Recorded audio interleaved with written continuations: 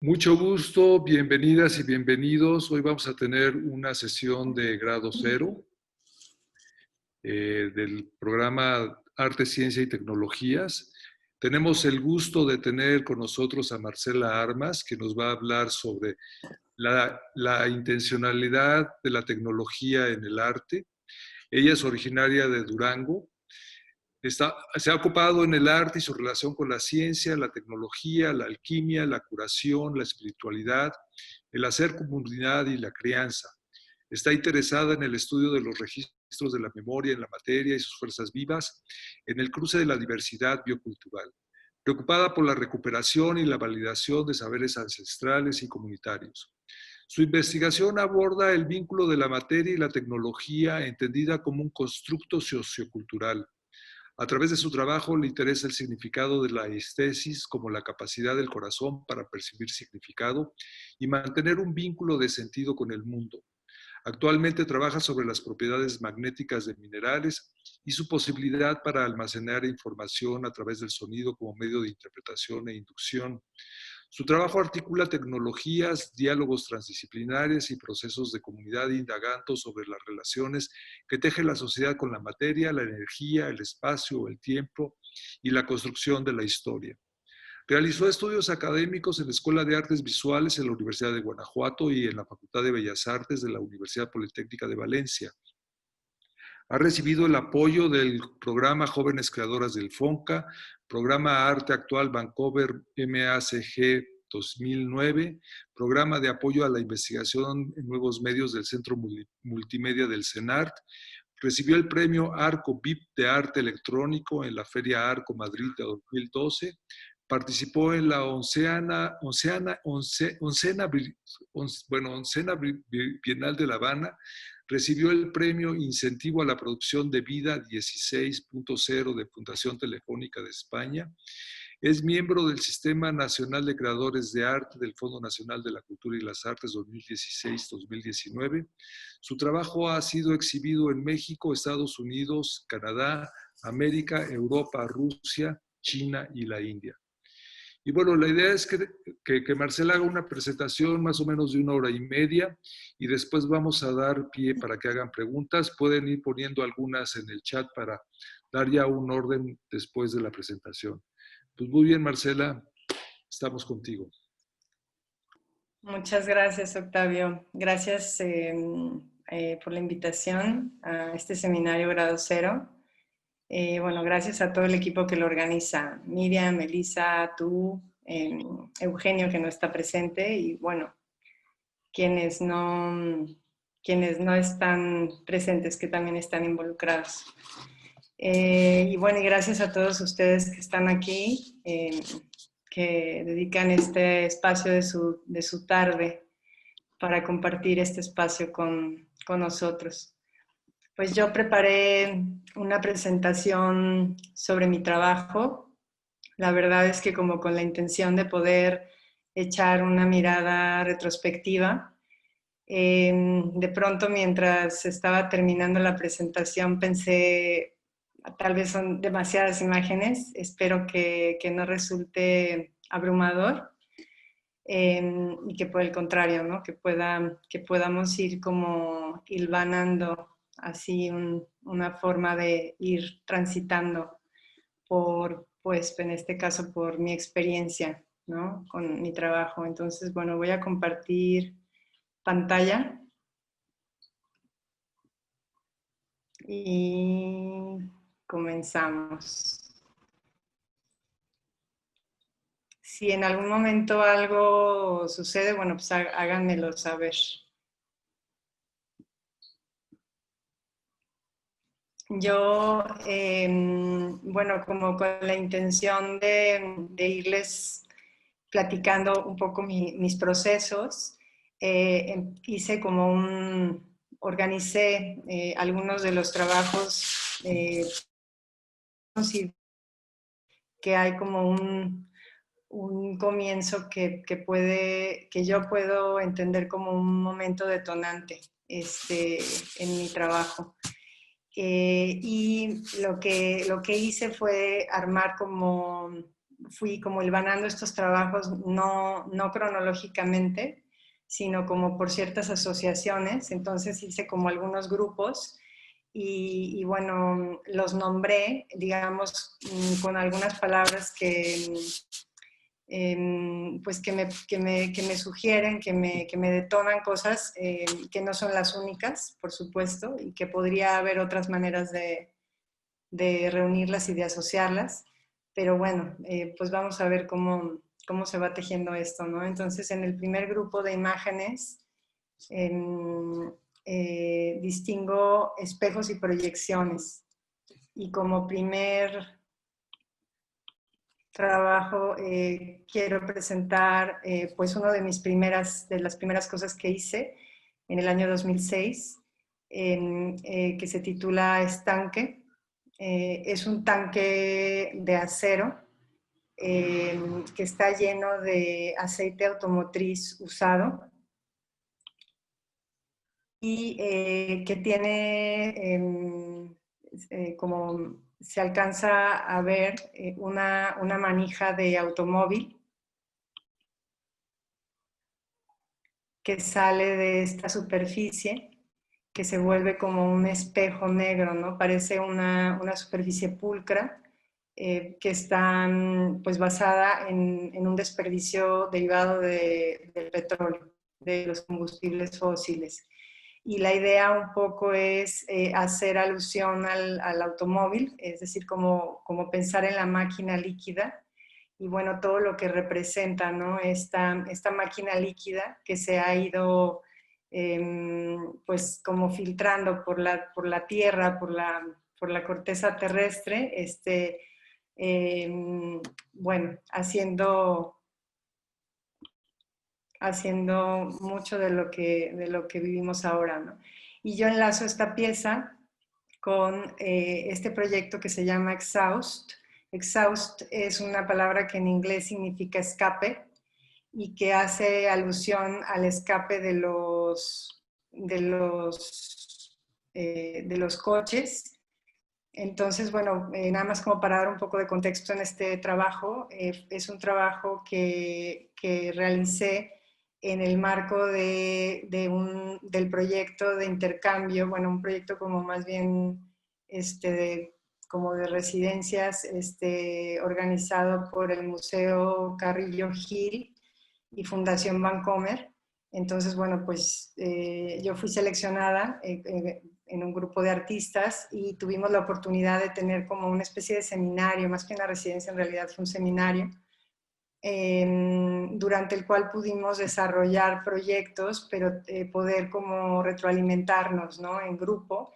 Y tuvimos pues la retroalimentación de algunas personas como Itzel Vargas, como Ruth Esteves, y bueno, pues estuvimos ahí dialogando y el proyecto que yo realicé venía derivado de esta idea de mirar los desperdicios que generamos como sociedad, digamos como desperdicios derivados de los combustibles fósiles.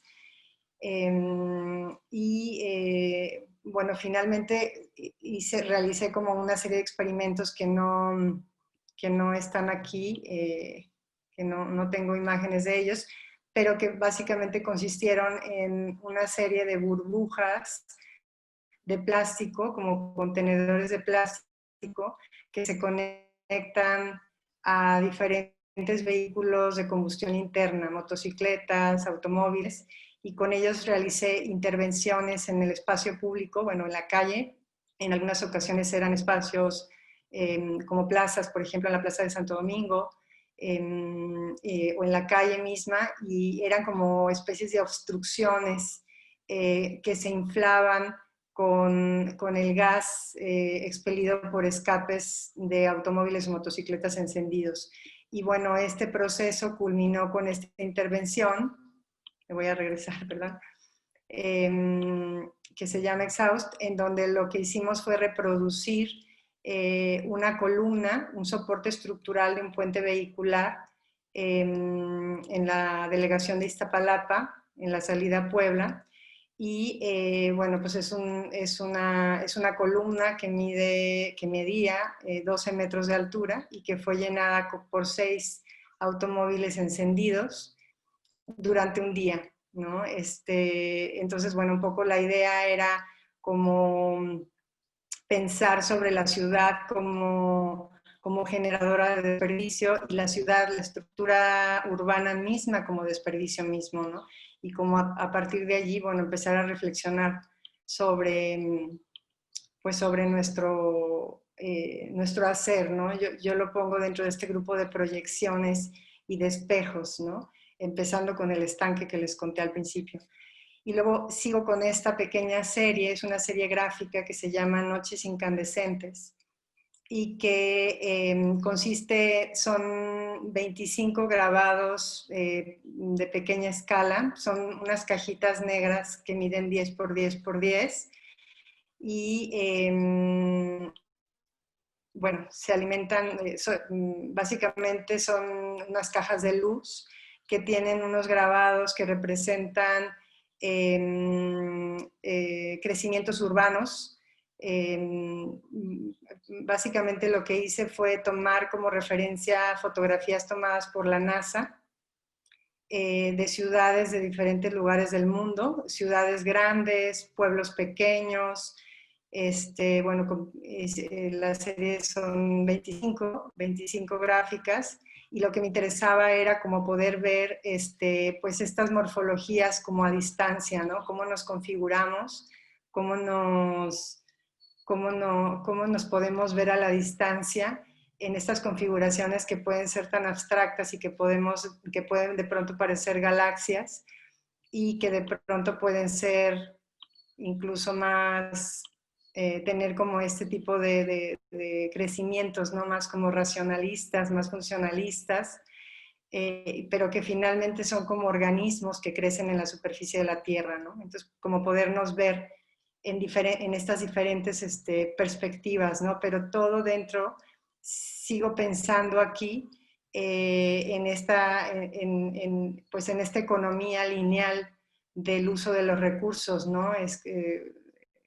Que tomamos de la tierra y en este consumo energético desbordado.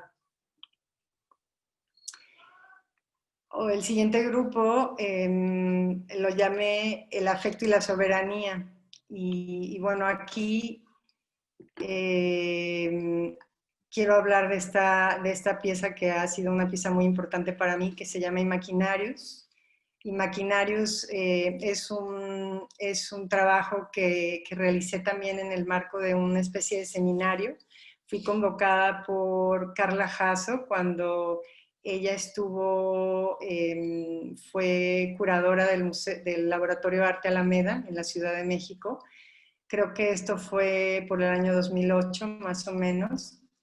Y en ese momento estaba, si mal no recuerdo, Felipe Calderón de presidente en México y estaba como muy efervescente la discusión sobre la privatización del sector energético en México. Todavía Pemex, Petróleos Mexicanos, era una empresa estatal y estaba, bueno, este proceso. Entonces ella nos convocó y nos propuso plantear como una reflexión sobre todo este discurso y esta narrativa oficial que estaba teniendo lugar.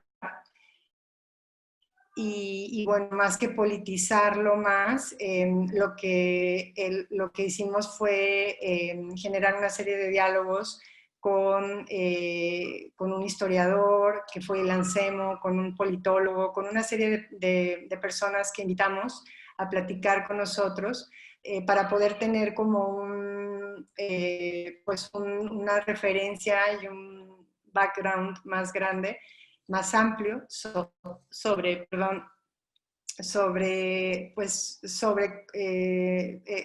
estas transformaciones en el asunto de la energía en este país, ¿no? Uno de los discursos, recuerdo, dominantes en ese momento era para promover y para empujar a la privatización de la energía, era que México no tenía las herramientas, que México no tenía la tecnología, ¿no? Y entonces, bueno, revisando históricamente, pues nos dimos cuenta que en realidad también México ha sido inhibido del desarrollo, ¿no? Se nos ha ido cooptando la capacidad de poder inventar nuestras propias tecnologías, a pesar de que sí hay investigación científica en el país, pero siempre ha sido como un espacio pues de mucha resistencia y de mucho jaloneo, ¿no? Entonces, bueno, como a partir de este contexto, hicimos una exposición con una serie de piezas y bueno, la pieza que yo presenté es Imaginarios, que consiste, es una maquinaria mecánica, es un mecanismo hecho como por unos engranajes y una cadena industrial. Aquí nada más les comparto un esquema. Y este, bueno, ya es como el soporte de la máquina. Y bueno, esta maquinaria dibuja el contorno del mapa de México invertido y tiene un sistema de lubricación basado en petróleo crudo, es decir, el lubricante de la maquinaria es petróleo crudo. Hicimos allí un enlace con el Politécnico Nacional para poder conseguir unos pocos litros de petróleo. Nos dimos cuenta que es verdadero oro negro, que no es nada sencillo conseguirlo y creo que cada vez más complejo es. Y bueno, pues la máquina está constantemente en movimiento y está invertida un poco también aprovechando. Quiero decir que como todo esto que yo les cuento en realidad, o sea, lo que se cristalizó como la pieza, pues es parte de todo un diálogo, de todo un trabajo colectivo que se hizo, ¿no? En ese momento. Entonces, bueno, finalmente el mapa se invirtió aprovechando la gravedad para hablar también del destino de los recursos de este país, ¿no? Es una pieza que habla y que pone como por delante pues un relato, un asunto sobre soberanía, sobre la soberanía nacional en el contexto global, pero también yo considero que siempre me gusta decir que es una máquina herida, es una máquina afectiva, ¿no? Porque nos ofrece una imagen que, bueno, inmediatamente pues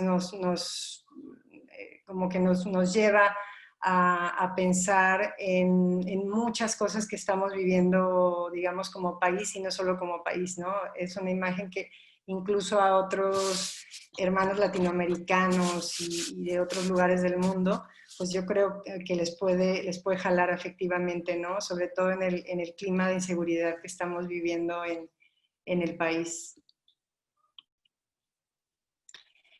Y bueno, de aquí hablando de afectos y de soberanía, quiero también compartirles esta pieza que se llama Milpa Polímera. Es un trabajo que hice en colaboración con Arcangelo Constantini, que es un gran amigo y colega con el que desde hace muchos años trabajo. Proyectos, bueno, colaborativos, colectivos, y hemos coincidido allí en algunos proyectos, ¿no? Específicamente él y yo. Y este proyecto lo hicimos por invitación también de María Antonia González Valerio, que ella está como al frente, bueno, organiza una cosa que se llama Arte más Ciencia, que seguramente algunos de ustedes han escuchado hablar de ella. Y bueno, en realidad es un grupo de gente trabajando en la intersección del arte y la ciencia, ¿no? Desde diferentes frentes. Y ella organizó una primera exposición vinculando el arte y la ciencia, y bueno, nos invitó a los dos, y bueno, coincidimos en esta preocupación sobre el asunto del maíz en México. La pieza, por aquí tengo un...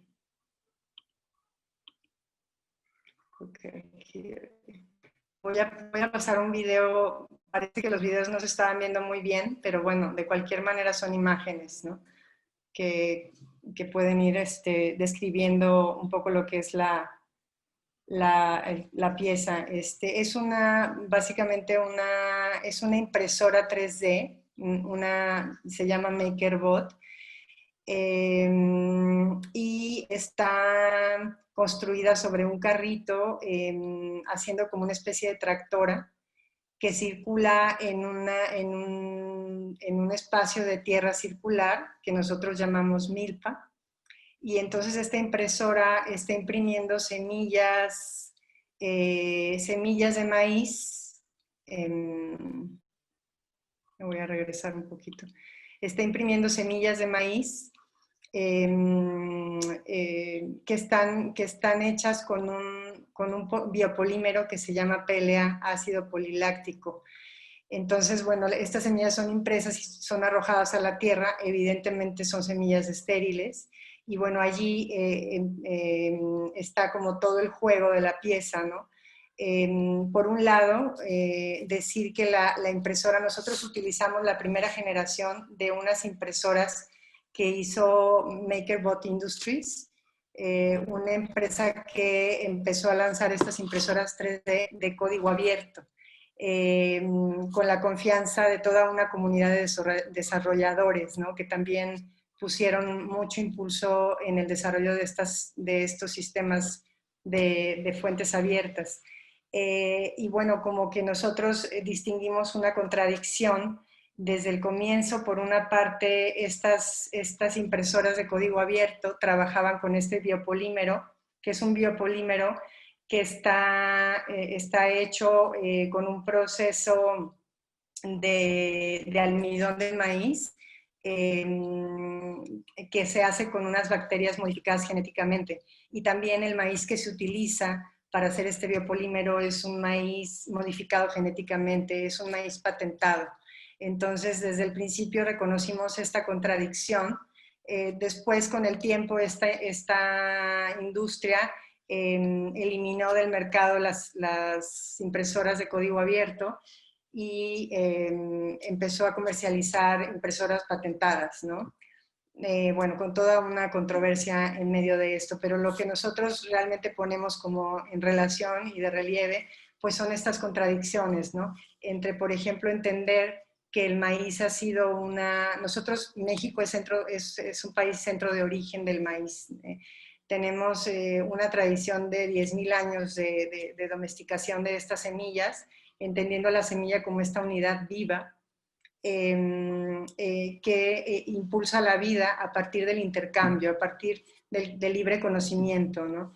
Y bueno, pues la atención está también en todas estas nuevas discusiones que estamos enfrentando hoy día con el problema de las empresas transnacionales que están buscando patentar estas semillas como una especie pues de artilugio para monopolizar el comercio de las semillas, ¿no?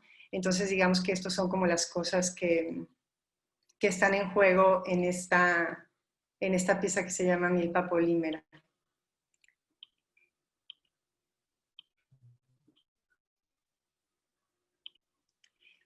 Y bueno, en el espacio también del afecto y la soberanía, les comparto este proyecto que realicé en colaboración con Gilberto Esparza y con Iván Puig, en un colectivo que tenemos, que es un colectivo que hemos tenido por 20 años, pero que muy pocas veces realmente hemos cristalizado un proyecto que digamos, esto es así, algo que hicimos juntos, ¿no?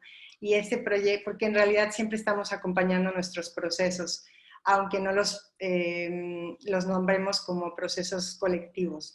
Pero bueno, en este caso es una instalación que hicimos en el patio del Museo de Arte Contemporáneo de Oaxaca, en una época cuando el museo estaba en remodelación. Entonces el único espacio activo del museo era uno de los patios, porque todo el museo pues estaba en construcción. Entonces nosotros lo que quisimos hacer fue aprovechar las vigas que estaban siendo desplazadas, reemplazadas por este proceso de restauración del inmueble.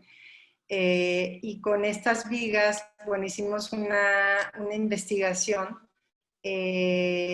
sobre los índices de migración del estado de Oaxaca, que en esa época, que creo que fue año 2011, pues era el estado más expulsor, el estado del que se iba más gente para trabajar fuera, sobre todo con rumbo a los Estados Unidos, ¿no? O a otras partes del país. Entonces, lo que hicimos fue como aprovechar este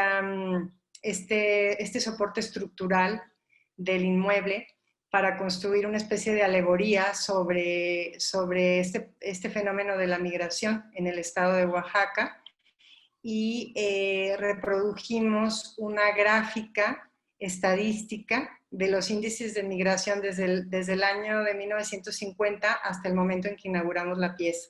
Entonces, lo que ustedes pueden ver aquí en esta vista como lateral de la pieza, pues es nada más como una formación abstracta que en realidad corresponde a una gráfica estadística de estos índices en donde cada pilar, sí, no sé si pueden ver mi cursor, ¿pueden ver mi cursor? Sí, ¿verdad? Cada pilar de estas vigas corresponde a un año. Y aquí podemos ver cómo va cambiando el fenómeno migratorio, ¿no? Y paralelamente, mientras nosotros podíamos construir esta gráfica, íbamos escribiendo una palabra, que en este caso fue expulsión, así se llama la obra, y está ubicada en el espacio de este patio en dirección al norte, ¿no? Haciendo alusión pues a la dirección hacia la que se va la gente. Voy a pasar a otro cuerpo de trabajo que se llama la memoria y el olvido. Y aquí, bueno, primero les quiero presentar un trabajo que hice en el 2003, me parece, que se llama Vórtice. Es una pieza que hice en el marco de una curaduría en el Museo de Arte Contemporáneo, en el Museo Universitario de Arte Contemporáneo en el MUAC, en la UNAM. Y bueno, este proyecto es como una revisión del orden industrial con el que se procesa el saber y por lo tanto también la construcción de la memoria en nuestro país, en México, a partir de hacer un seguimiento, una especie de registro documental del proceso de producción industrial de los libros de texto gratuitos de la SEP. Yo me encontré con un decreto presidencial que obliga a todas las dependencias de la Administración Pública Federal de este país a reciclar sus archivos muertos. Es decir, todo lo que no se considera como que tiene todo el papel que no tiene un valor histórico en el país está destinado a desecharse. Entonces, por este decreto federal, hay una serie de, bueno, unas empresas privadas que están concesionadas para esta labor. Nosotros fuimos a Biopapel para documentar el proceso.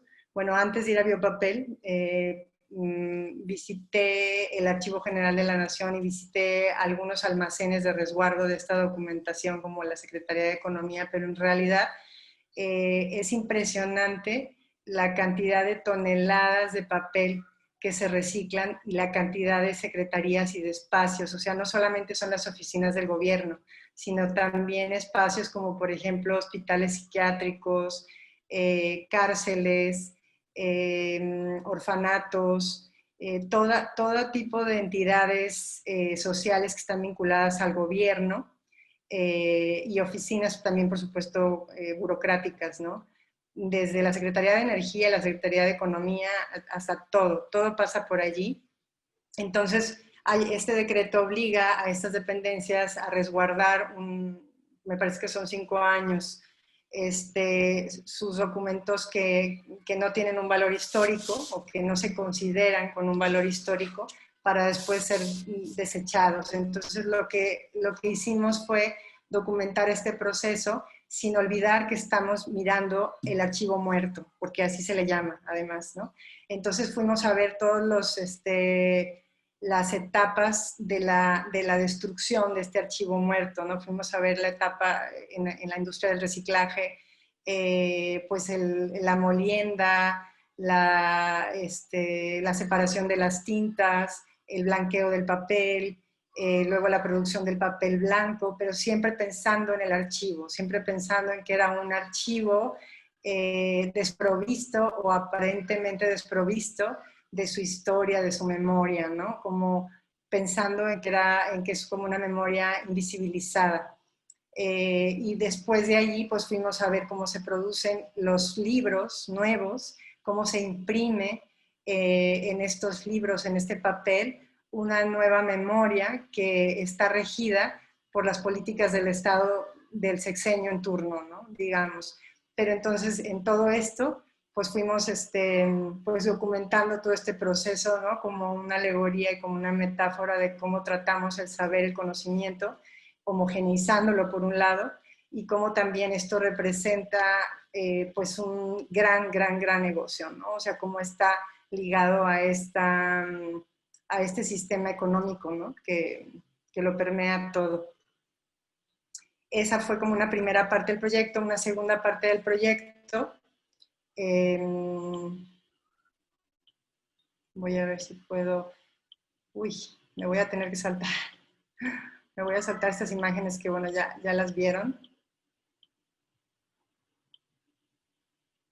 para contarles que en la segunda parte del proyecto lo que hice fue recolectar libros de estos libros de la SEP de todas las épocas, desde 1959, cuando se nacionalizó el libro, hasta el 2011 o 2013. Y bueno, con estos libros realicé con un equipo de trabajo una selección de contenidos, pero bueno, lo que hicimos fue convertir los libros completos con todas sus hojas en piezas mecánicas, específicamente en engranajes. Aquí un poquito unas imágenes de este proceso de producción. Y una vez que los libros fueron sellados con una resina, con todas sus hojas, fueron cortados con una máquina de control numérico estos engranajes, y bueno, organizamos un mecanismo que técnicamente se puede llamar como una especie de reductor de velocidad, es decir, no tiene como una funcionalidad más allá de, pues, como de mirarse a sí misma la máquina, ¿no? Y bueno, pues aquí están metidos todos estos contenidos, todos estos libros. No me voy a alargar más. Ahí hay un vínculo que también pueden encontrar en mi página en la sección del proyecto, porque después se hizo un poco tan extenso el proyecto que tuvimos que hacer un inventario de engranes. En ese inventario de engranes se puede ver cómo los libros engranes están organizados por grupos. Yo identifiqué en ese momento 3 grupos y los nombré: uno sociedad, otro naturaleza y otro ciencia y tecnología. Y bueno, allí agrupé una serie de engranajes con una serie de contenidos, como tratando de mirar las transformaciones en algunas representaciones, que bueno, ya no abundaré más, ¿no? Pero una manera como de ver como toda esta gestión política del conocimiento y de la memoria, ¿no? A partir de lo invisibilizado y de lo visibilizado también. Esta es una vista cenital de la máquina. Y de aquí paso, también pensando en la memoria, empecé a trabajar con asuntos, bueno, creo que siempre ha venido, lo geológico siempre ha tenido un lugar en mi trabajo, y eso no me había dado cuenta hasta que empecé a trabajar con geólogos. Realmente no siempre están como estos elementos minerales, elementos geológicos o estas capas sedimentarias, como en el caso de los libros, ¿no? Pero bueno, en este caso recibí, este es un proyecto que se llama Implante. Yo recibí una invitación de una bienal que se llama la Bienal de las Américas, que tiene lugar en Denver, en el año 2015.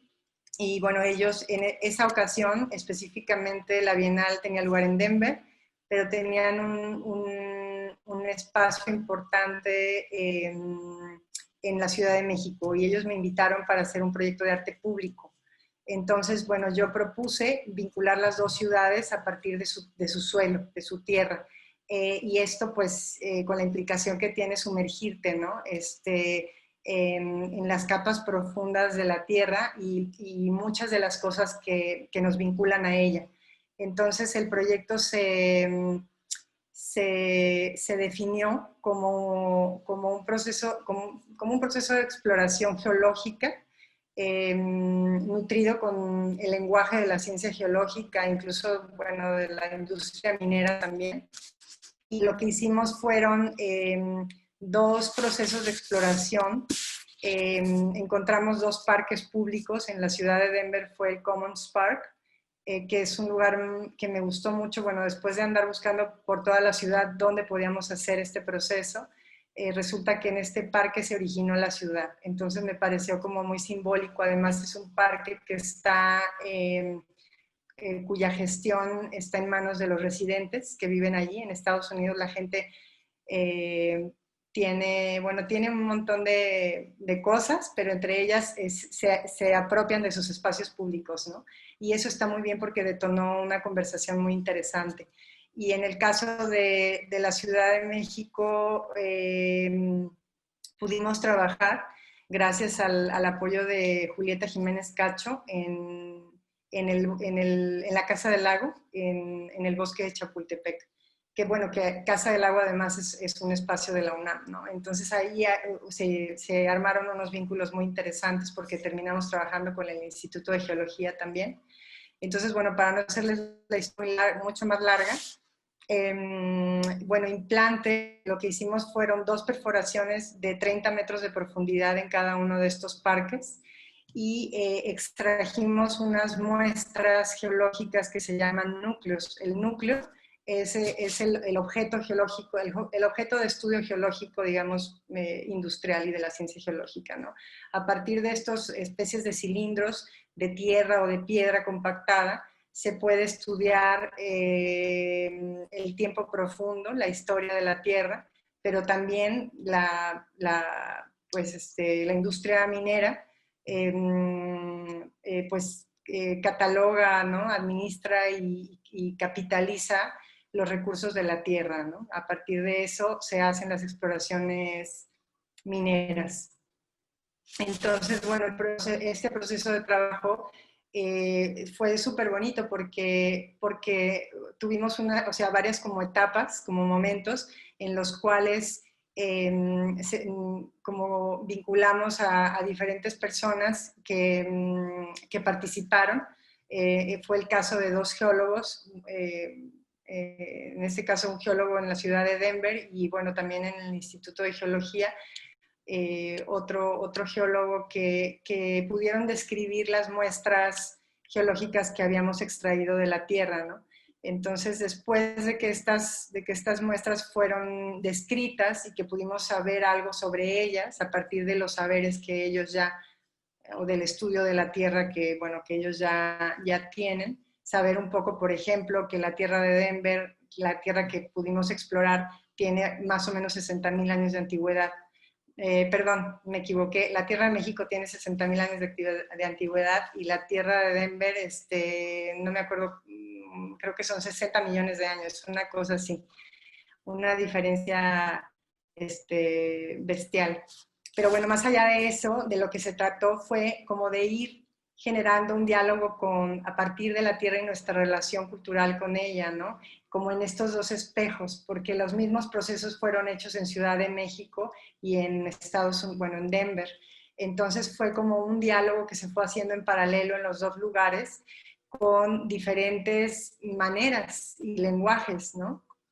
Y bueno, pues ligados a muchas de nuestras nociones de identidad con la tierra y a muchos y a muchas cuestiones que tienen que ver con, pues, con los problemas que desde hace mucho tiempo nos vinculan a ambos países, ¿no? El tema migratorio, muchas cosas. Y bueno, después de esta descripción, las tierras viajaron. La tierra de Denver viajó a la Ciudad de México y la tierra de Ciudad de México viajó a Denver. Y después de este proceso, bueno, antes de llegar al final, les cuento que en los dos parques, un poco como parte del proceso de comunicación de la Bienal, hicimos unos módulos de comunicación. Entonces, en estos módulos el público podía acercarse y había unas pantallas con un video que actualizábamos más o menos cada semana. Este proceso duró como 2 meses, más o menos, desde que exploramos y trajimos la tierra, hasta que se hicieron las descripciones con los geólogos, luego después el viaje de la tierra, los procesos aduanales, o sea, hubo un montón de cosas de procesos que tuvieron lugar a lo largo de este trabajo. Y bueno, pues aquí estaban en tiempo real, digamos, en el lugar de los pozos de exploración, estaban estos videos mostrando el proceso y se podían ver las tierras. En un momento podías ver la tierra que habían sacado de ese pozo, pero en algún momento ya estabas viendo la tierra que había llegado de otro lugar, ¿no? Entonces era muy interesante porque la gente preguntaba, ¿qué va a pasar aquí? Y entonces nosotros les explicábamos, vamos a implantar suelo mexicano. Y a los mexicanos les decíamos, vamos a implantar suelo norteamericano, ¿no? Entonces, por eso el proyecto se llama Implante, ¿no? Nosotros lo que hicimos fue implantar estos suelos con toda su memoria profunda, con toda su memoria cultural y con todo lo que representan, ¿no? Y finalmente, bueno, ya me estoy saltando. Aquí les muestro algunas imágenes de todos esos procesos. Y finalmente, después de que se hicieron los implantes, los pozos fueron sellados con unas placas representativas que pudieran dar la referencia de lo que sucedió allí, ¿no? El proceso pues es un proceso documental porque el objeto de estudio fue enterrado, o sea, digamos, yo no tengo como tal un cuerpo de trabajo material, o sea, no, mi objeto de estudio ya no está conmigo y todo lo que está pues es un poco lo que les estoy mostrando, ¿no? Y bueno, pensando en estas cuestiones de las fronteras, me acordé que se me olvidó que quería poner una imagen muy bonita, no la puse, pero bueno, una imagen es como un mapa de Norteamérica, que evidentemente entra en México, Estados Unidos y Canadá, pero es un mapa que no tiene fronteras porque es un mapa que ilustra las cadenas montañosas y justamente es un mapa en donde no se pueden ver las fronteras políticas, ¿no? Entonces pensaba yo que quería mostrarles esa imagen, pero ahorita me di cuenta que se me olvidó, porque digo, hubiera sido lindo pensar en esto, ¿no? En estas dicotomías, ¿no? De lo político y lo terrestre, ¿no? Pero bueno, quiero pasar a platicarles sobre resistencia, hablando de fronteras políticas y de líneas de resistencia. Es una instalación eléctrica, tal cual, que se compone por una serie de tensores que son como unos cables de acero que culminan en estas bolitas que se ven aquí, son como como unos aislantes cerámicos que resisten el calor. Entonces, bueno, al final de cada uno de estos tensores hay un aislante térmico de estos cerámicos, y aunque ahí parece que no hay nada, en realidad a través de todos estos tensores se teje un filamento, que es un filamento metálico, que es un filamento, se llaman resistencias, y son resistencias calefactoras para producir calor. Es una aleación de níquel y cromo, se llama nicromel la cinta. Entonces yo utilicé esta cinta metálica para tejer a través de estos nodos y poder hacer un dibujo en el marco de estas tensiones alegóricas también, y dibujar la línea fronteriza de México-Estados Unidos. Es la frontera entre México y Estados Unidos, la frontera norte.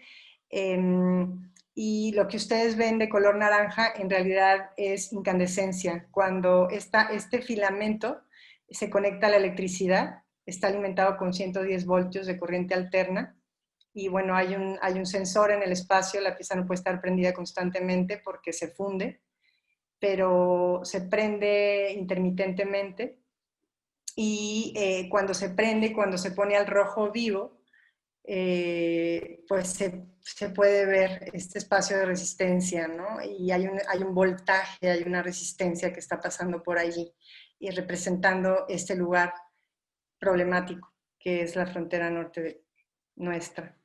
Y bueno, pues nada, decir que esta pieza pues ha sido una pieza para mí muy, muy potente, que pues que me ha permitido como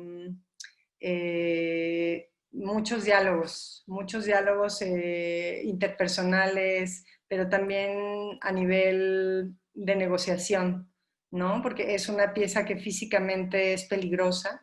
Cada vez que la monto hay un espacio de negociación con los espacios, con las instituciones culturales, porque realmente, bueno, sí, verdaderamente si alguien la toca, se puede quemar, ¿no? Entonces, como yo nada más les cuento eso como anecdóticamente, como para poder visualizar el alcance, ¿no? de la pieza en términos pues de su materialidad, ¿no?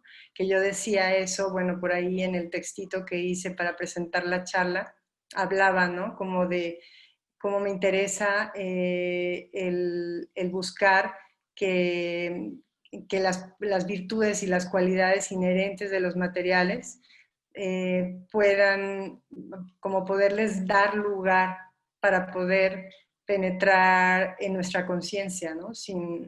Digo, con ciertas articulaciones, ¿no? Y cierta elaboración gramatical, si se puede decir así, o sintáctica de las piezas, pero dejándoles a ellos hablar. Quisiera ver cómo vamos de tiempo. Bueno, me voy a aventar a hacer esta partecita. Es que esta era una partecita que no sabía si me iba a dar tiempo, pero me voy a apurar. Bueno, catarsis y transgresión es una serie de trabajos que hice en un momento como de mucha experimentación, y que, bueno, aquí tengo que recordar como lo importante que fue para mí, pues la vinculación con una comunidad de amigos, de colegas, de artistas, de músicos, de gente. Coincidimos en la Ciudad de México. Y bueno, la primera vez que yo les conocí a ellos en diferentes momentos, pero digamos cuando yo tuve conciencia de que alguien estaba ahí haciendo cosas raras con electricidad, fue justamente cuando me acerqué a un espacio de sesiones que se llamaba Dorbot, Ciudad de México, organizado, bueno, pues por Arcángelo Constantini, por Arthur Henry Ford, por Mario de Vega, por Manrico Montero, por Juan José Rivas, por una serie de grandes amigos, por Iván Abreu, bueno, no quiero saltarme ninguno porque son muchos. Y bueno, ahora también la comunidad ha crecido y yo ya no estoy en este momento tan cerca, pero realmente fue muy lindo como de pronto poderme acercar a un espacio en donde se estaban empleando otro tipo de elementos, circuitos, dispositivos reciclados, electricidad, programación. Bueno, en aquel entonces todavía el código no, había gente que trabajaba con código y con programación, pero siento que éramos más análogos en aquella época. Pero bueno, lo que me movió y me impulsó mucho fue como este espacio de poder resignificar eh, los artefactos tecnológicos, ¿no? O lo que cada uno pudiéramos ir como entendiendo como tecnología. Como un espacio de transgresión, como un espacio de libertad, como un espacio de apropiación y como un espacio de soberanía también, ¿no? Entonces, bueno, aquí lo que yo les presento en realidad son como una serie de piezas que hice reciclando claxones. Me clavé mucho con los claxones de automóviles porque yo ya venía como con toda esta cuestión de lo urbano, ¿no? De la ciudad y la máquina y el desperdicio y el petróleo. Y bueno, pues también exploré todas esas cuestiones en lo referente al espacio sonoro, al paisaje sonoro, que además,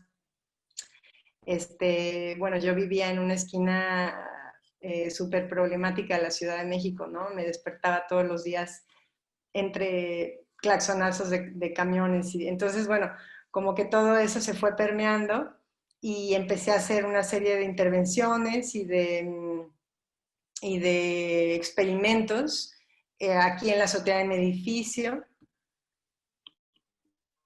Ay, me salté. Perdón, discúlpenme.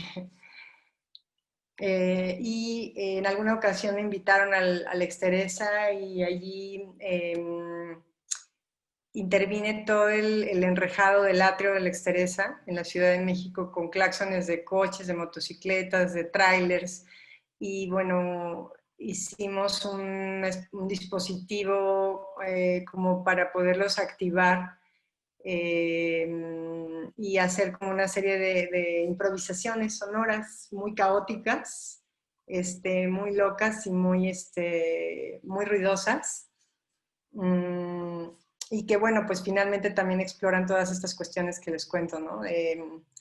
La contaminación, en este caso desde el sonido, ¿no? El cómo nos hacemos presentes y cómo incidimos y transgredimos el espacio que habitamos. También, entre otras de las cosas que hice fue, por ejemplo, esta acción, una acción que nombré ocupación, para la cual en este caso elaboré una especie de dispositivo portable que yo llevaba en mi espalda y me servía para hacer ocupaciones en la calle, así le llamaba yo, como estas intervenciones que eran caminatas en el espacio vehicular de los coches. Yo caminaba pues como si fuera un automóvil, pero sin automóvil, ¿no? Y entonces utilizaba este dispositivo como para generar este vínculo entre ese espacio dominado por la máquina y el cuerpo, ¿no?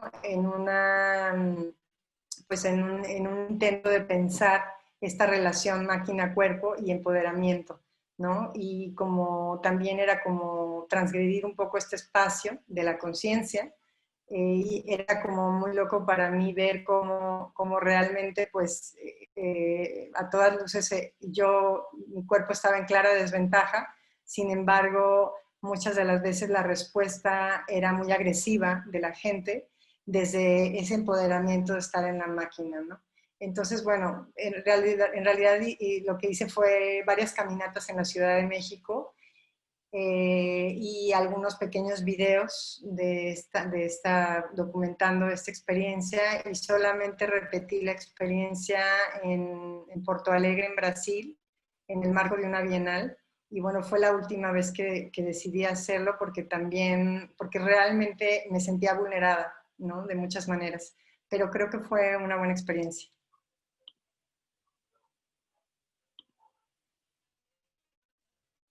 Y en este mismo marco de la catarsis y de la transgresión, uno de mis primeros experimentos, este es un video que incluso tiene bastante mala calidad, es viejito, bueno, tal vez lo hice con alguna pequeña camarita, bueno, entre una camarita de circuito cerrado y alguna otra camarita, pero bueno, básicamente el experimento fue con un neumático, una cámara de llanta de tractor, que fue puesta en el espacio. Este es el espacio de Casa Vecina, un centro cultural que fue parte, que estuvo activo en el Centro Histórico de la Ciudad de México, y en esa época estaba dirigido por Iván Edesa. Y bueno, él me invitó para hacer esta pequeña intervención. Entonces lo que yo hice fue disponer esta cámara desinflada una manguera conectada a un compresor de aire. También había un detector de presencia en el espacio y básicamente era eso, el espacio mismo, ¿no? Entonces,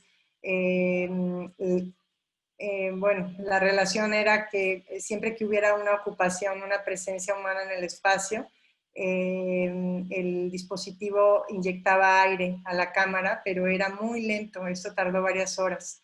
Entonces el neumático se fue inflando y en tiempo real era difícil realmente ver el avance, pero bueno, poco a poco veías cómo iba ocupando un lugar. Quiero adelantar un poquito el video porque es muy largo.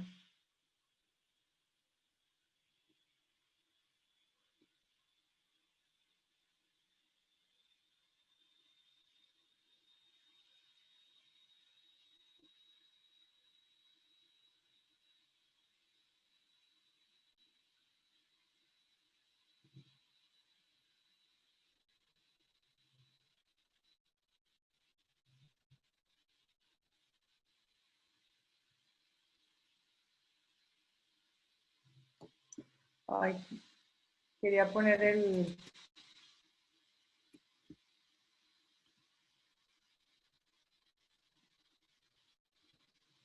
audio. Creo que no estaba. Ahora sí. Bueno, entonces,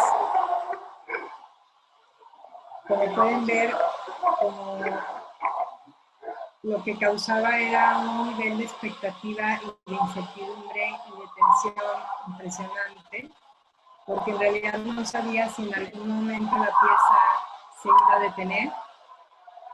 Bueno, yo sí sabía, ¿no? Pero los demás no. Eh, bueno, pues era ese juego de tensión, ¿no? Explorando también los límites, todos los límites que había, ¿no? Los límites humanos, los límites de la resistencia del material o los límites de la propia tecnología, por básica que está fuera.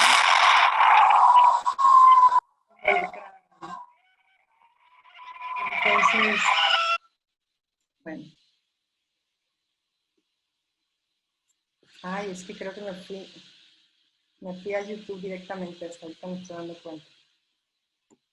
Bueno, entonces, finalmente, casi siempre que presento esta pieza, casi siempre explota, pero nunca sabes cuándo va a explotar, ¿no? Entonces, son muchas cosas, ¿no? La exploración entre el lleno y el vacío y esa tensión y esa expectativa, ¿no? Y bueno, como otras metáforas ahí. Y bueno, ya como para último espacio, último grupo de trabajos, me salto a uno que nombro como comunidad y sanación. Y aquí quiero presentarles tres trabajos. Sideral, que es un proyecto en colaboración con Gilberto Esparza. Bueno, lo llevamos Gilberto y yo, en colaboración con Diego Liedo y con Daniel Yermali, que son dos amigos muy queridos también. Y bueno, también ha habido otras colaboraciones en otros momentos del proyecto. Y lo que hacemos es una serie de instrumentos, bueno, una serie de articulaciones sonoras que generamos a partir de construir instrumentos que pueden interpretar el campo magnético superficial de meteoritos caídos en diversas partes de la Tierra.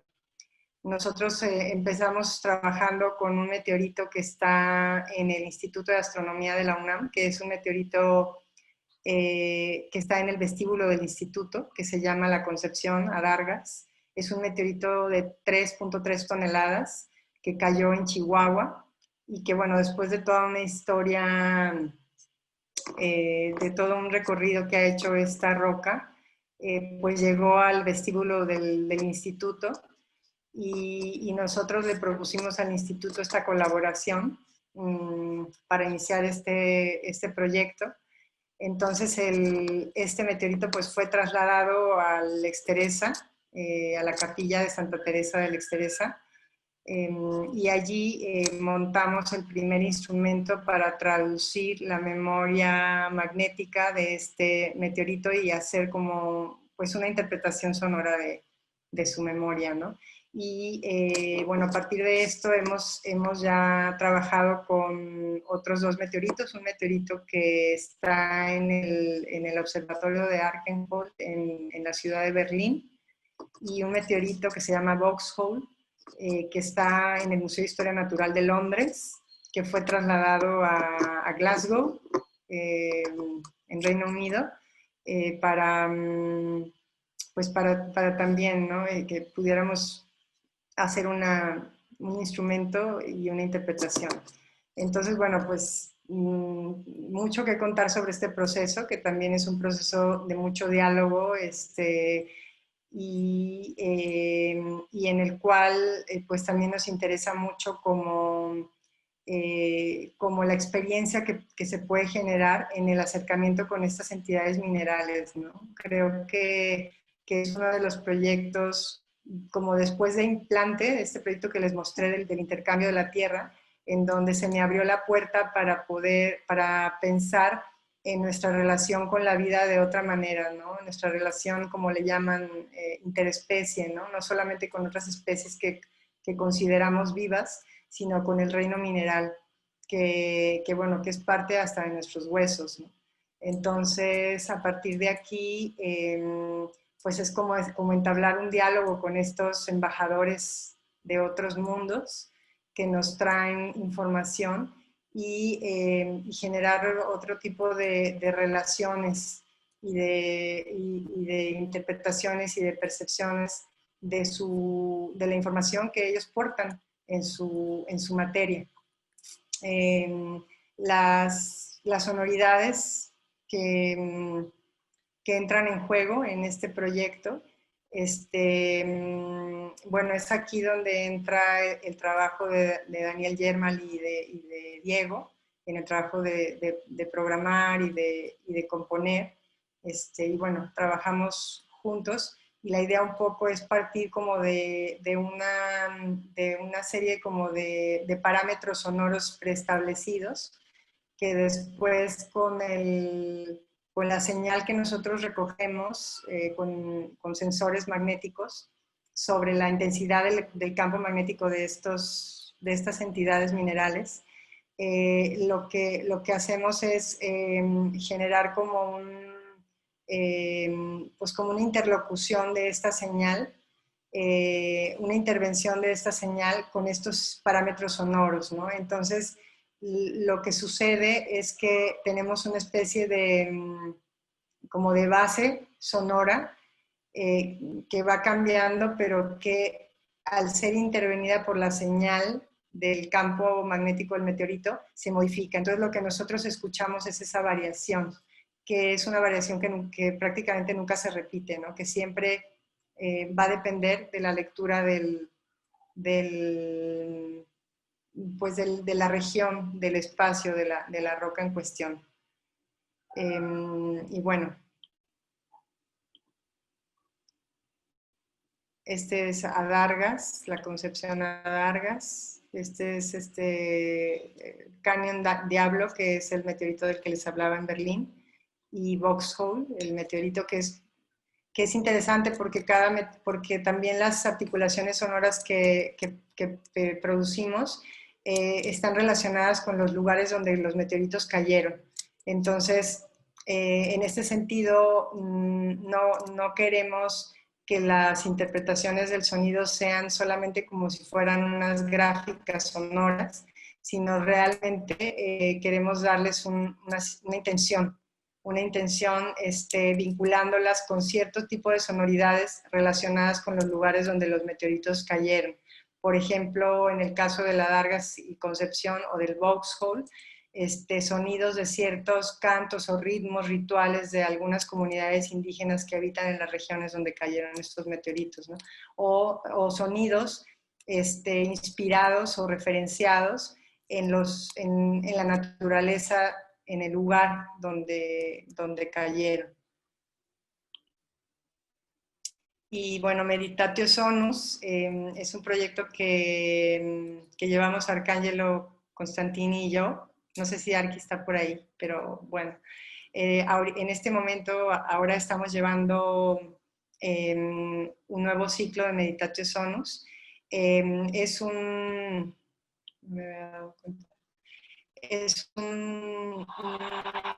proyecto, ahora quiero quitar el audio. Ay, no sé cómo hacerlo.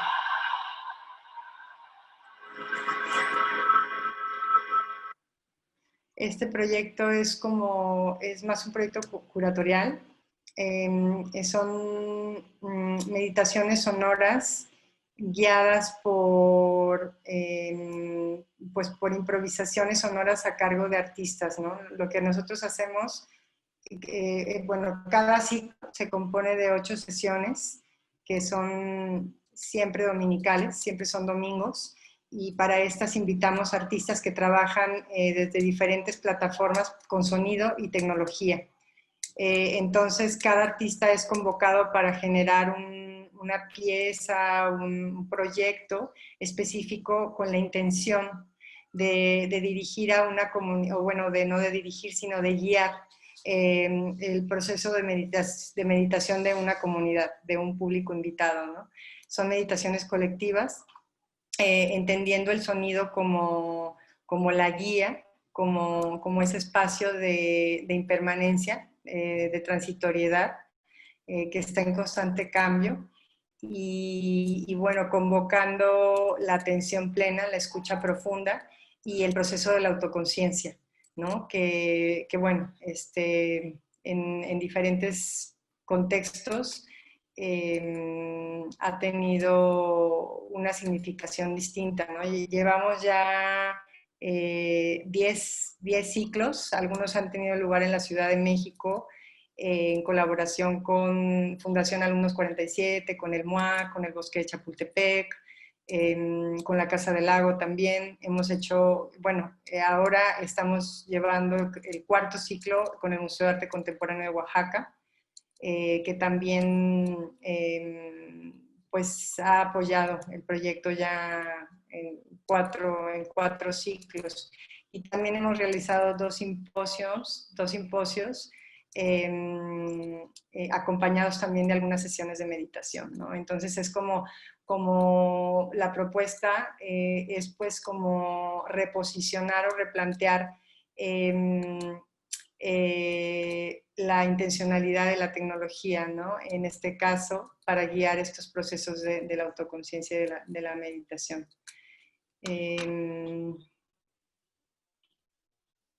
Bueno, ya nos quedan 15 minutos, ya nada más, con esto voy a cerrar. Este es el último proyecto, Recordis se llama, es una colecta de recuerdos del eclipse de sol de 1991.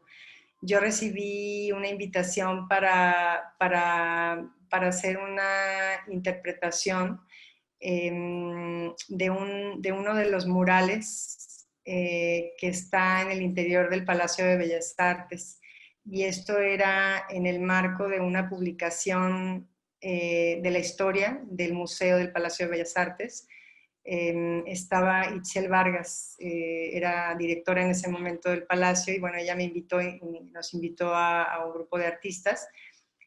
Nos pidió elegir un mural del interior del Palacio, y bueno, yo elegí este mural de Rufino Tamayo que se llama Nacimiento de nuestra nacionalidad.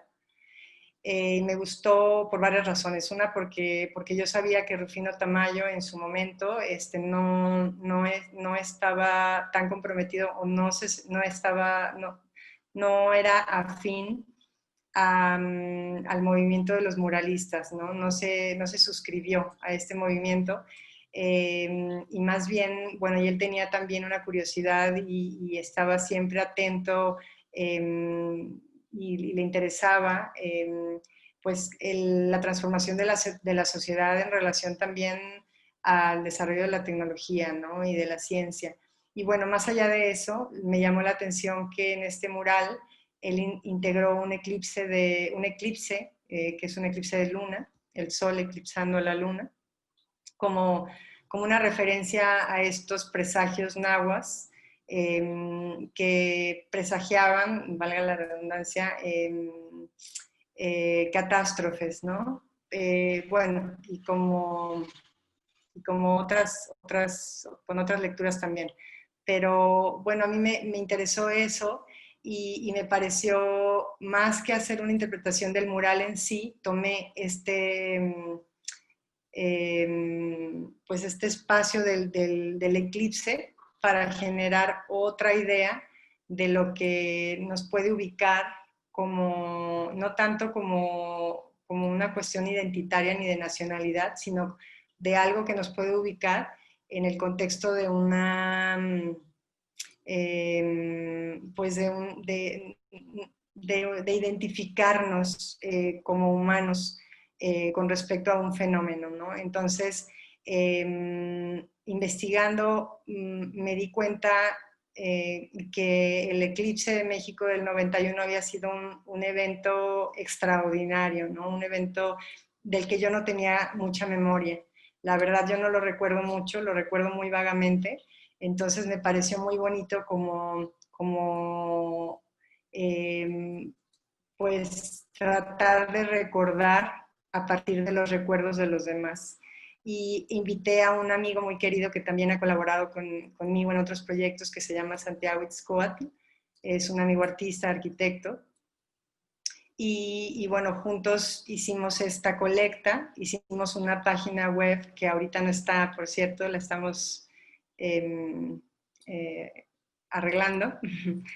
Y bueno, la cuestión fue básicamente que hicimos una convocatoria abierta para que la gente nos compartiera sus recuerdos de esta vivencia extraordinaria, ¿no?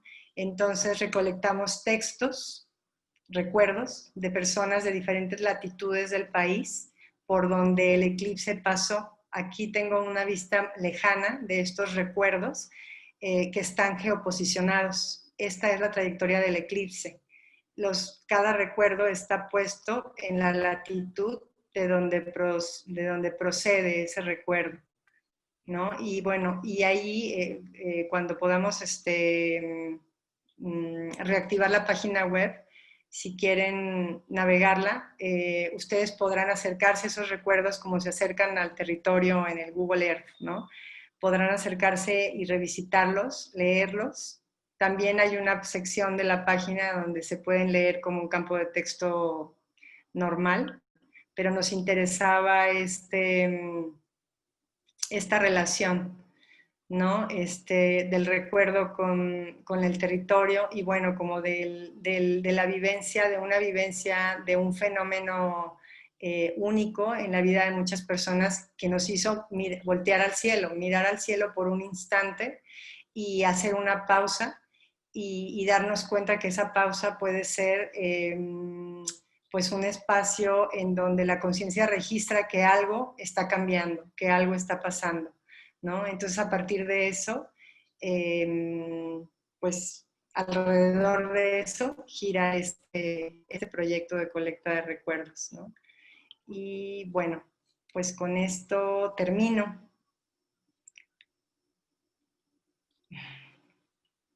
Pues muchas gracias, Marcela. La verdad es que yo creo eh, que al igual que todos los que estamos escuchando y viendo lo que estás presentando, estamos fascinados con este recorrido que nos estás haciendo por una obra llena de metáforas tecnológicas, pero que además tienen un sabor poético y al mismo tiempo está lleno de contradicciones de nuestro entorno social, político, económico. Entonces, bueno, por lo pronto, déjame, está todavía tu pantalla, Sí, la voy a quitar, ok, para que nos podamos ver todos. Y por lo pronto tenemos una pregunta de Horacio Quiroga. Entonces, no sé si, Horacio, quisieras hacerla tú personalmente. Hola, hola. Soy-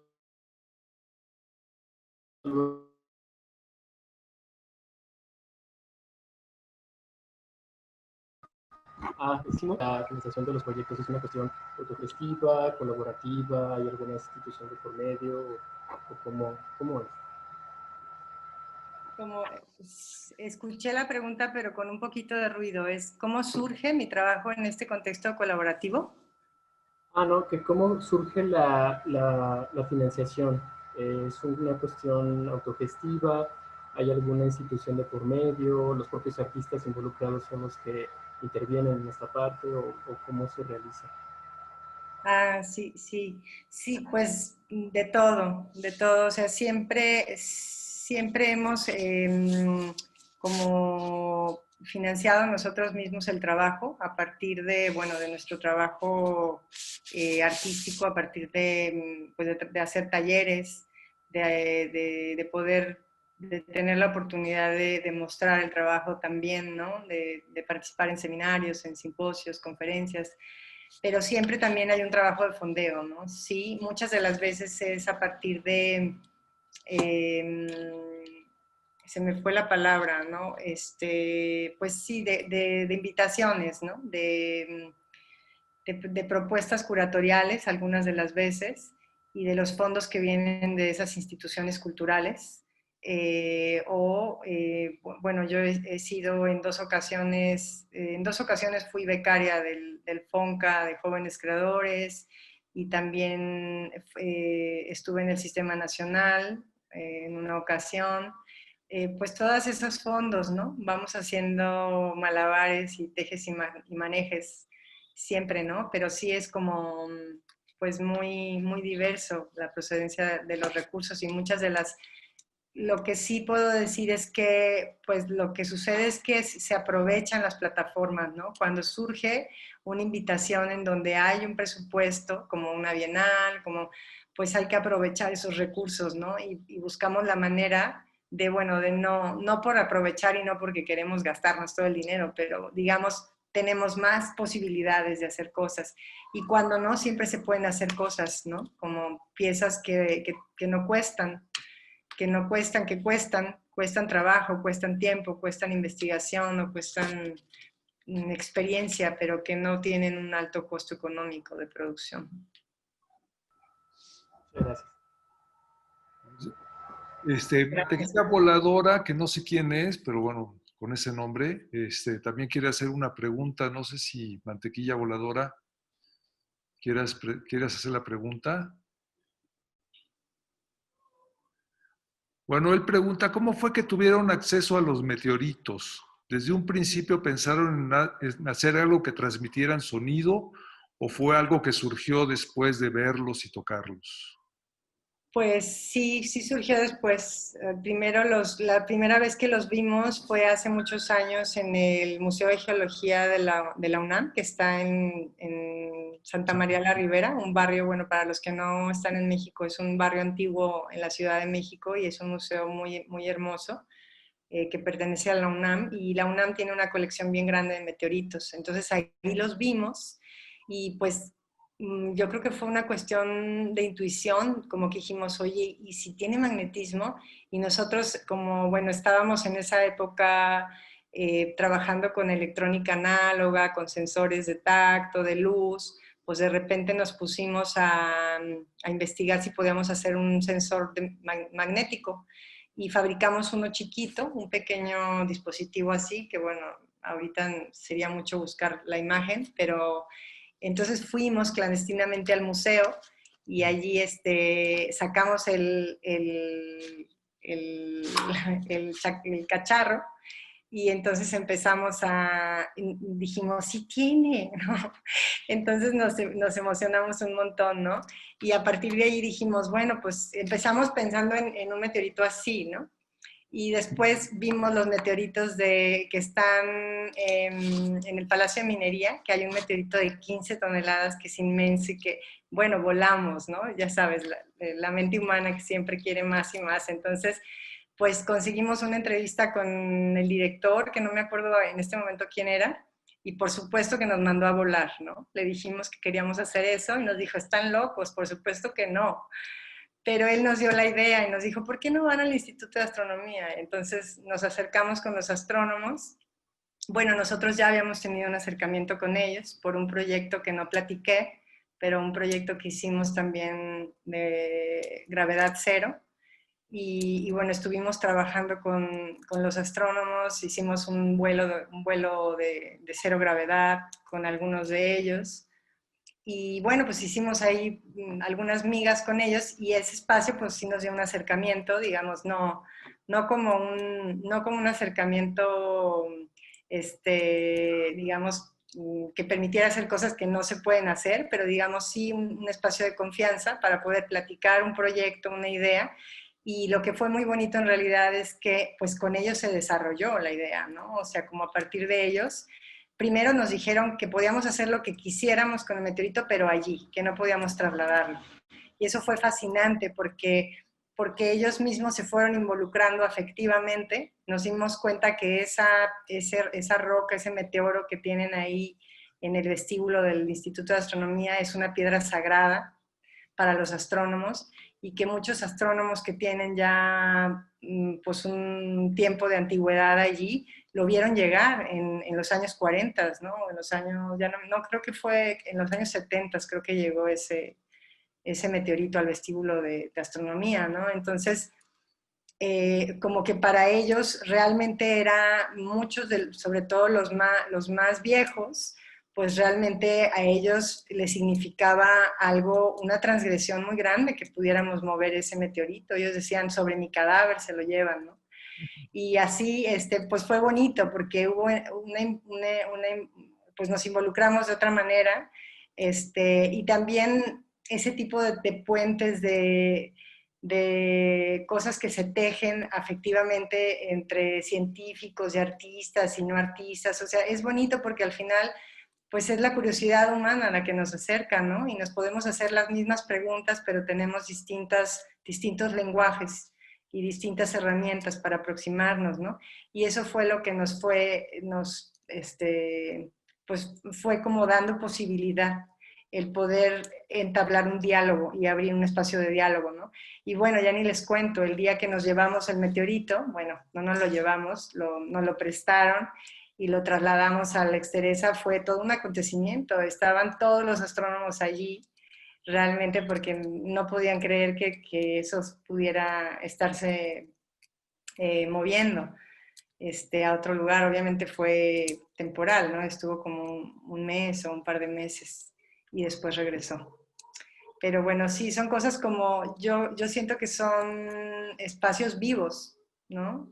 En el que también esta cosa como de pensar en las instituciones y en los lugares que son como espacios impenetrables, ¿no? Eh, pues como que también podemos romper con estas y tender puentes de comunicación humana. Pues bueno, yo nada más les quiero decir que el Instituto de Astronomía juega un papel muy importante en el programa de Arte, Ciencia y Tecnologías. Ellos son como los padrinos de este programa. De hecho, la oficina está ahí en el instituto. Y la verdad es que el apoyo ha sido invaluable para que este programa pueda existir. Tenemos una pregunta de Ana Cecilia Medina. No sé si Ana Cecilia la quisieras formular. Hola y hola a todos. Hola. Bueno, mi pregunta es si la obsolescencia tecnológica es algo que te preocupa y si has tenido o has implementado algún tipo de estrategia para contrarrestarla pensando en la preservación y conservación de tus obras. O si es algo también como en lo que intervienen las instituciones que las comisionan o eso. Sí, pues bueno, no, creo que no ha sido específicamente como un motor de mi trabajo en términos de construir una narrativa. Sí he tocado, o sea, sí hay una parte, bueno, no pude como abundar más, pero sí hay una parte, por ejemplo, una época en la que me involucré en hacer talleres con tecnologías análogas. Y en esa época, pues sí que exploré, ¿no? Pues esto, ¿no? Como sobre la obsolescencia y el desuso y la resignificación de ciertos tipos de tecnologías, pero no ha sido como un eje por el que yo me mueva, digamos, en términos, como digo, de narrativamente. Sin embargo, sí, pues sí es un tema que sí se trata cuando hablamos de ciertas cosas que, pues que, o sea, cuando tenemos algún tipo de plática con las instituciones, o sea, sí es un tema que me ha tocado tocar, con las instituciones, sobre la preservación, como dices, ¿no? O sea, ellos sí nos preguntan, más allá de que las piezas estén o no estén en esas instituciones, pues sí nos preguntan cómo visualizamos esas piezas en 20 o 30 años cuando tal vez no se puedan montar, no se puedan encontrar todas las cosas que se necesitan para poderlas activar, ¿no? Nuevamente. Y yo pues lo que pienso es que en realidad cuando uno trabaja con esas tecnologías, bueno, siempre habrá manera de hacer como una nueva lectura, ¿no? O como una reinterpretación, tal vez, pero también yo creo que lo que menos piensa uno cuando estás produciendo algo es qué va a pasar con eso en 20 años. Yo creo que a los artistas antes les preocupaba y yo creo que ahora ya a nosotros ya no nos preocupa tanto, ¿no? Como que ya es algo que bueno, en el caso de ciertas piezas que si pudieran ser parte de alguna colección o de cosas así, bueno, pues habrá que ver la manera de cómo se resuelven, ¿no? Pero lo que nos interesa es cómo la pieza se activa en el presente en el que se puede activar y en el que tiene un sentido, ¿no? Yo creo. Bueno, tenemos otra Muchísimas pregunta. gracias. Sí, Gracias a ti. a ver, tenemos una pregunta de Butterfly. No sé quién es, bueno, con estos nombres. Este, no sé si la quieras, Butterfly, ¿quién eres? ¿No la quieres preguntar tú? Bueno, a lo mejor no tiene micrófono. Él pregunta, ¿has hecho obra nueva durante la pandemia?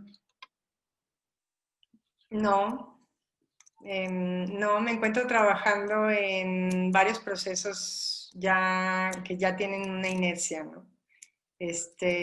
Bueno, tengo muchos proyectos en realidad.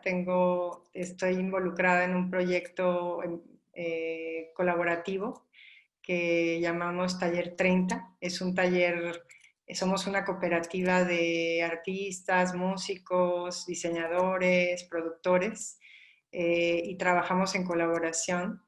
Y bueno, pues estamos tratando de crear, de levantar este espacio como un espacio, pues como un referente también local. Claro, no vivo en la Ciudad de México, vivo en San Miguel de Allende, en Guanajuato. Y bueno, también este movimiento, desplazarnos, pues ha sido muy enriquecedor, porque también nos plantea nuevas formas de relacionarnos con el trabajo y con las necesidades del presente y con las cosas pues que tocan el contexto que habitamos nosotros, ¿no?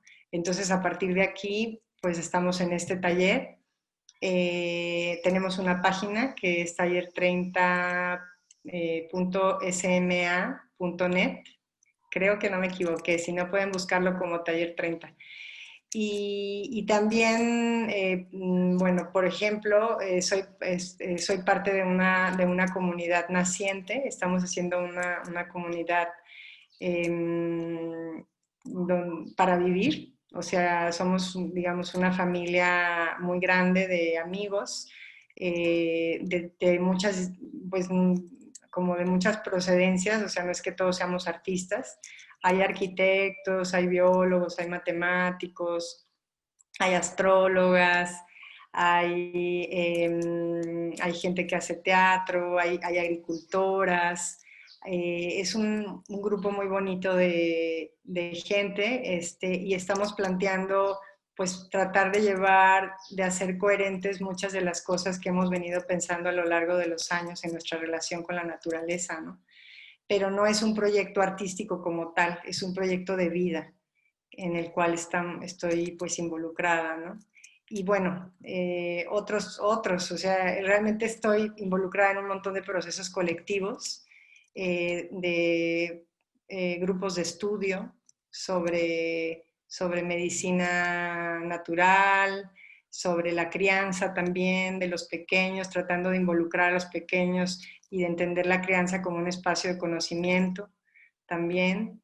En cuestiones de arte, pues sigo trabajando en el proyecto Sideral, con algunas posibilidades por ahí en puerta, y estoy específicamente haciendo un proyecto que desde hace 4 años, sobre investigando las propiedades magnéticas de un mineral específico, que es un mineral que tomé prestado, un fragmento de este mineral, tomé prestado de una mina activa en el altiplano potosino, en San Luis Potosí, y es un proyecto, pues, para mí complejo. En realidad no es que sea tan complejo, pero complejo porque se nutre y porque se vincula con un montón de, vincula diálogos, ¿no? Diálogos con la industria minera, con comunidades originarias que están pues relacionadas con ese contexto, y digamos como todo este contexto como un contexto problematizado en esta relación que tenemos los humanos con la naturaleza desde el punto de vista extractivo, desde el punto de vista también pues del pensamiento científico que lo tenemos pues infiltrado, ¿no? Como sociedad, hasta la médula del extractivismo industrial y económico, pero también desde el punto de vista de los saberes ancestrales de ciertas comunidades que se relacionan con estos territorios, ¿no? Entonces, estoy hablando muy en abstracto porque este proyecto no se los mostré, pero estoy trabajando en él. Muchas gracias. Tenemos 3 preguntas. Una de Michelle, Michelle, no sé si la quieras hacer personalmente.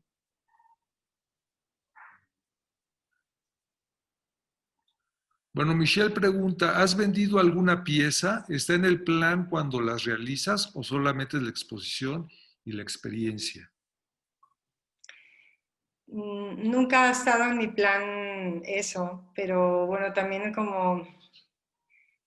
bueno, evidentemente como artista, pues también de alguna manera o de otra me involucro con un mercado también, ¿no? Sí hay un mercado en el cual pues también toca mi trabajo, y eventualmente tengo una galería que me representa, y eventualmente pues me ha tocado estar en algunas ferias, que son estas plataformas comerciales, ¿no? Del arte. Y sí me ha tocado vender algunas piezas para algunas colecciones, o por ejemplo donar también, he donado piezas a colecciones públicas.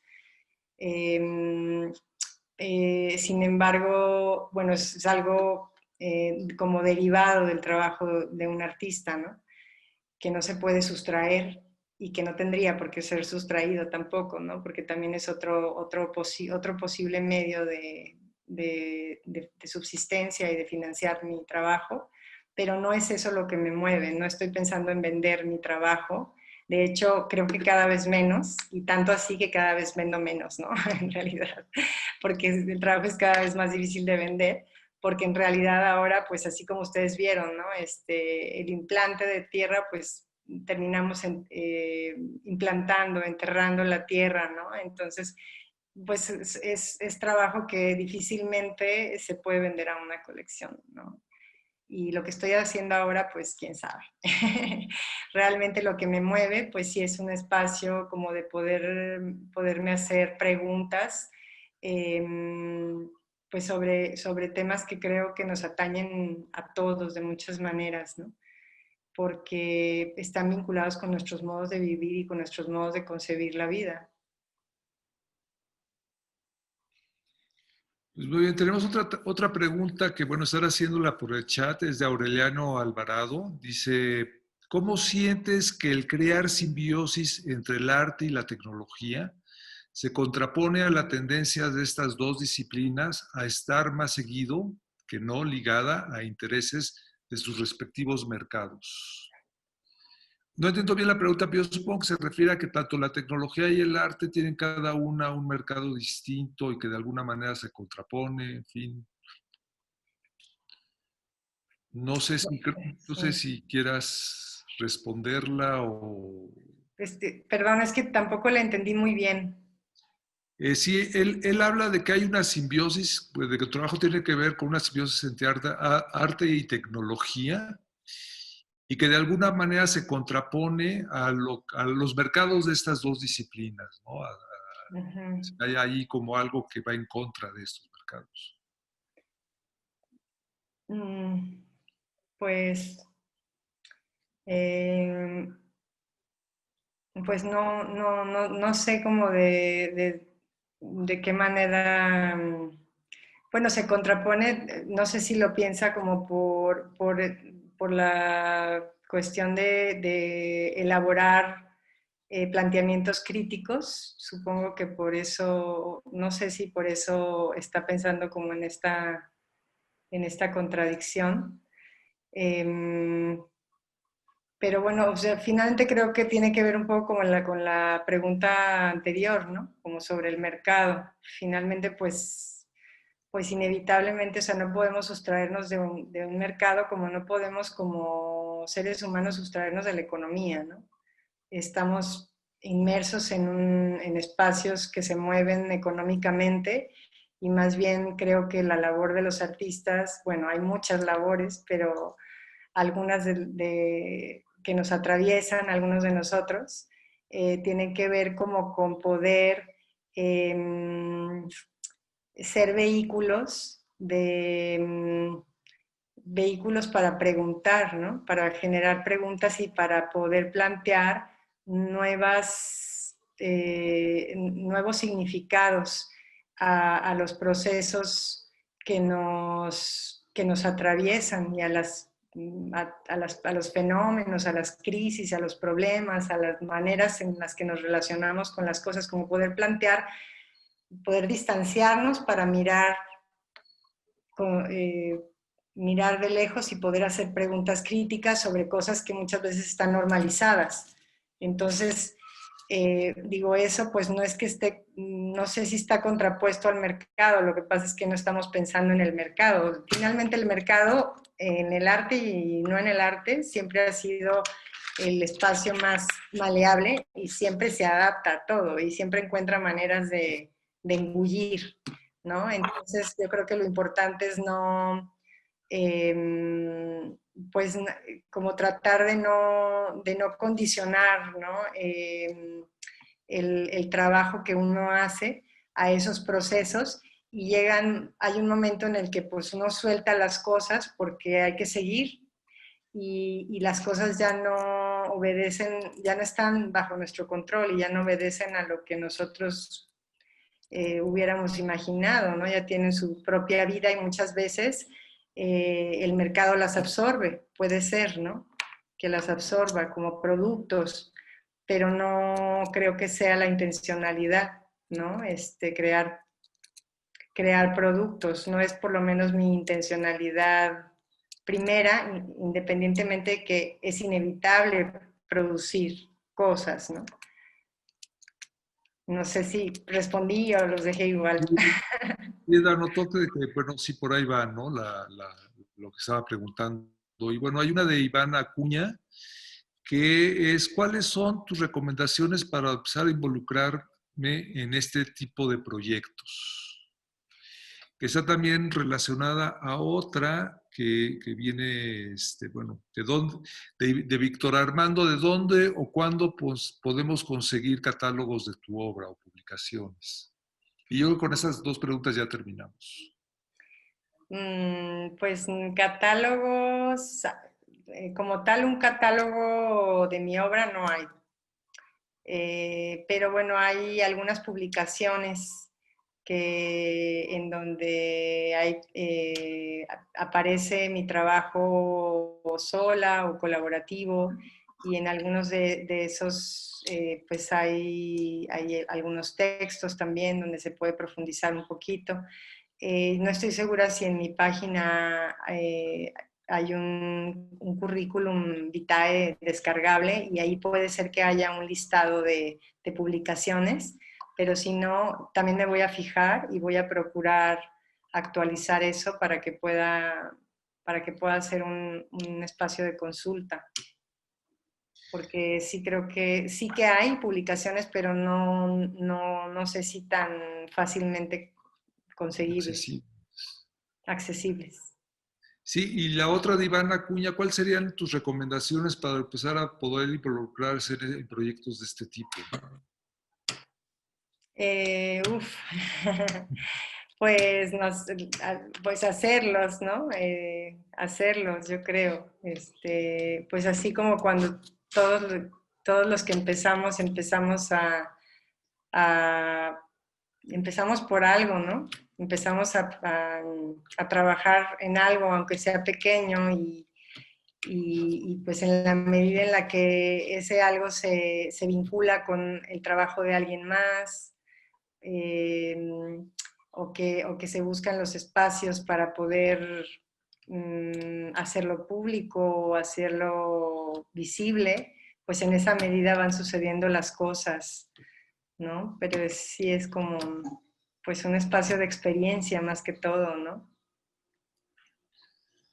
Pues muy bien, muchísimas gracias Marcela por compartirnos todo tu trabajo y todos tus comentarios. Yo creo que ha sido una presentación realmente riquísima, yo lo he disfrutado enormemente y bueno, también les agradezco a todas y a todos los presentes